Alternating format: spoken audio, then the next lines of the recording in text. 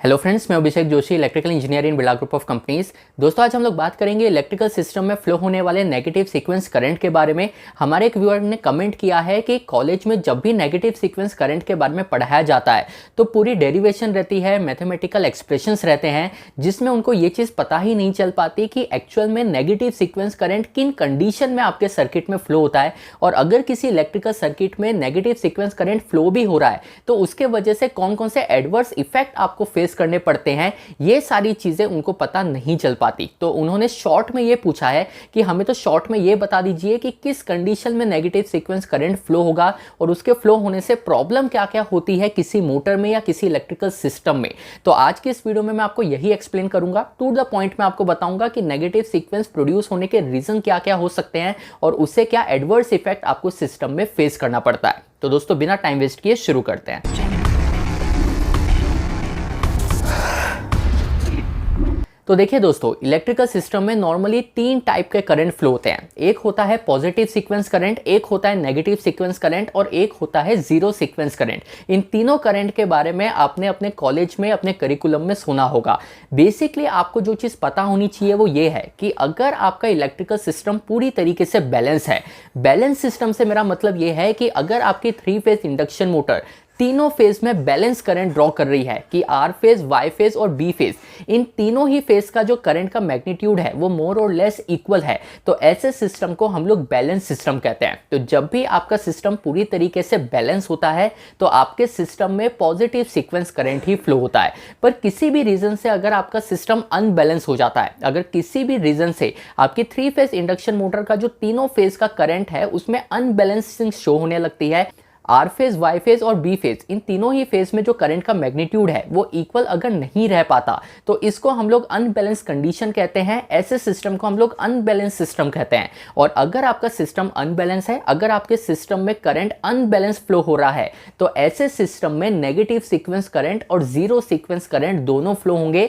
Zero sequence current आपके neutral के through flow होता है, ये चीज भी आपको पता होनी चाहिए।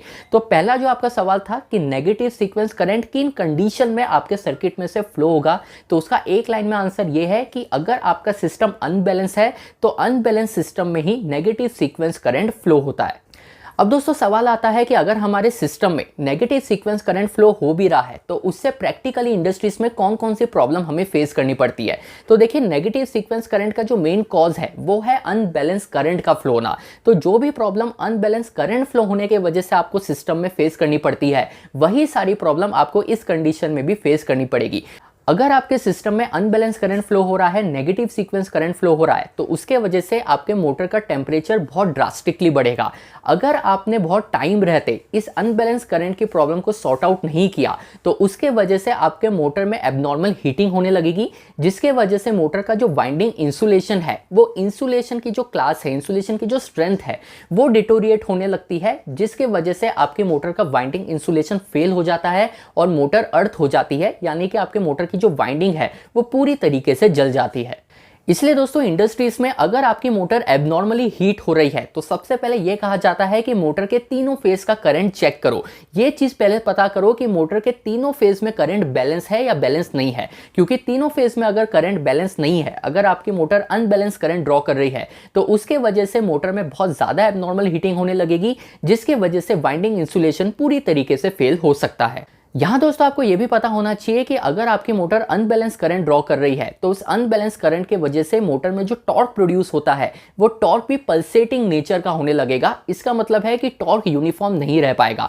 अगर आपके मोटर का टॉर्क पल्सेटिंग नेचर का हो रहा है तो उसके वजह से आपके मोटर में, आपके पूरे सिस्टम में मैकेनिकल वेयर एंड टियर होने के चांसेस बहुत ज्यादा बढ़ जाते हैं। इसीलिए अगर आपका सिस्टम अनबैलेंस है तो मोटर को चलाने का डिसीजन नहीं लिया जाता। सबसे पहले यह फाइंड आउट किया जाता है कि मोटर में अनबैलेंस करंट फ्लो हो क्यों रहा है, उस चीज को सॉर्ट आउट किया जाता है। उसके बाद ही आप मोटर को नॉर्मली रनिंग कंडीशन में ला सकते हैं। यहां दोस्तों, अगर आपके माइंड में सवाल आ रहा है कि ऐसी कौन कौन सी कंडीशन है जिसके वजह से मोटर में अनबैलेंस करंट फ्लो होने लगता है, ऐसा क्या होता है कि मोटर के तीनों फेज का करंट बैलेंस नहीं रह पाता, तो इस वीडियो को जरूर देखिएगा। इस वीडियो में करंट अनबैलेंस और वोल्टेज अनबैलेंस, इन दोनों ही चीज को हमने कवर किया है। इस वीडियो को देखकर आप ये इजीली समझ पाएंगे कि करंट अनबैलेंस, वोल्टेज अनबैलेंस की कंडीशन अराइज ही क्यों होती है। तो दोस्तों इस वीडियो से अगर आपको ये पता चला हो कि नेगेटिव सीक्वेंस करंट बेसिकली बोलते किसको है, किस कंडीशन में ये सिस्टम में अराइज होता है, तो मुझे कमेंट बॉक्स में बिल्कुल बताइएगा। मैं आपसे मिलता हूँ कल ऐसे एक इंटरेस्टिंग टॉपिक के साथ, तब तक अपना ध्यान रखिए। Good bye.